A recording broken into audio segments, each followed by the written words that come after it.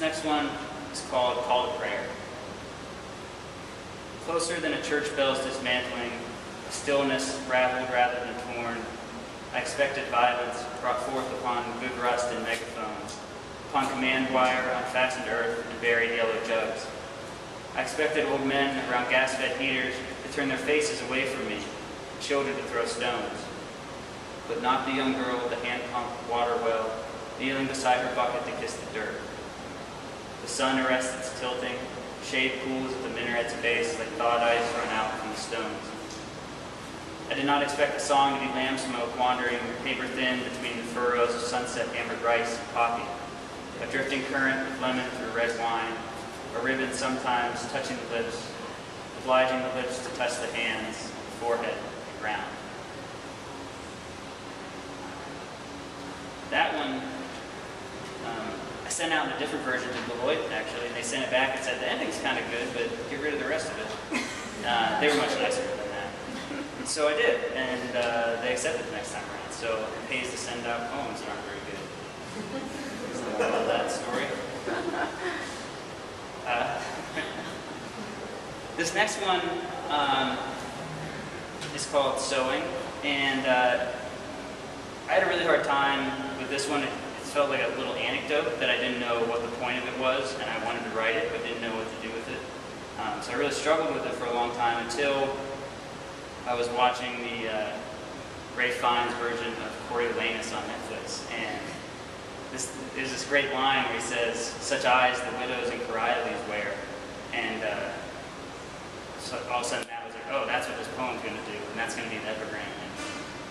So I just ran right to the computer and wrote that. But so to set up that a little bit, Coriolanus is this Roman general, and he just won this great battle, and he comes back home, and he meets his mother in public, and she's crying, and he says, why are you crying? We won a big victory. This is what the widows in that town I just destroyed look like. Sewing. Such eyes the widows who Coriolanus wear. Behind headlights drawing darker night against the snow, he regrets speaking, kind of like Afghanistan, aloud. How to explain to his mother and grandmother in the otherwise silent heat of the car that it had been spring for days. He heard the water running out, dirty snow returning to mud, Humvees crawling thick tread into the cliff road, and always helicopters, now close, now far, throwing hornets caught in the valley's cupped hands. A Prescott swiveling the mounted Maudus, saying every so often, even though the hit had been another team, it feels like I cheated on my wife, now I have to give her flowers. The boxes stacked neatly in the mud, sewing machines outside the houses where the widows waited, and the ignoring eyes behind the windows and hijabs, ignoring this world that now exists, where women sew for their children with needles provided by the men who killed their husbands. He says, we had to do a lot of slow driving at night in the snow.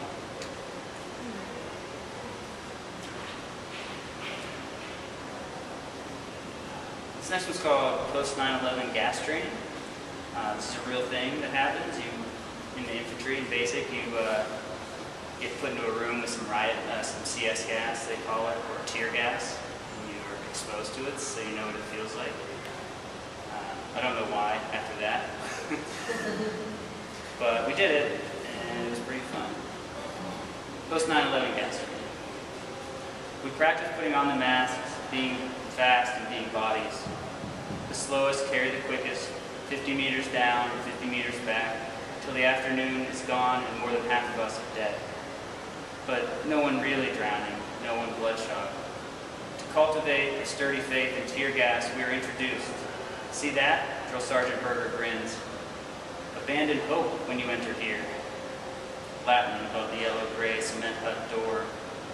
And I think highly of myself, recognizing pro patria mori, for catching his mistake. Then we're fed voracious gas, burning where it finds us, and all my thoughts are ragged hurt. After, we have to circle the hut 3 times, arms up without collapse. In front, those lined up to take their turn are listening to the men inside, the drowned screams drifting from an open exit under Dolce et Decor. That was also one that sort of one of those things when it happened, I was like, oh, this is going to be a poem someday. And it took a long time to actually make that happen. There's a lot of really bad poems before. This next one is called Century Meditation, 2300. Now let's read. Early now in the season of peace, winter fends off the war, passes grim over with frigid air like brass shells in the children's pockets. Marble quarry, bleached white as bone, and sunlight in corrugated sheets. So soon after harvest we eat well and wait, violence will come in the spring, but now village fires gather silent at dusk, boat lamps on dark water. Summer sea below the terrace caresses with gentle, crushing hands. Each of the hills has been given a name and a distance for targeting mortars. Headlights crawl the road, and I imagine calling for fire. Pinwheels clattering against the terrace fence like slapping stone stairways. Distant Kalishnikovs bark at the moon, the guard tower and its steel frame groans as my relief clumps boots up the stairs, too cold, too late to be anyone else. That one originally was set in Greece, reflecting back on the deployment, and it just fell flat the whole time.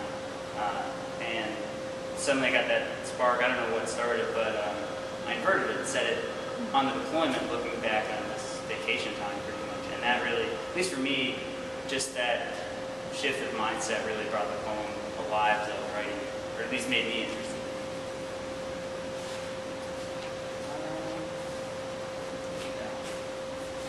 So this will be probably the last one. This is called Elegy for the Boy Returning Home. If this were a war movie, our camera would hang close behind the boy. We would see Bogman Province through a minivan window, hear his father and uncle in the front seat speaking Pashto, his grandfather snoring beside him. Our camera would look down the machine gun barrel, swaying from the father to the uncle to the grandfather, all standing outside the vehicle. Through the van window, we would see 2 American soldiers approaching, and subtitles. Please, we've come 6 hours from our farm for your doctor. My son's knee is hurt.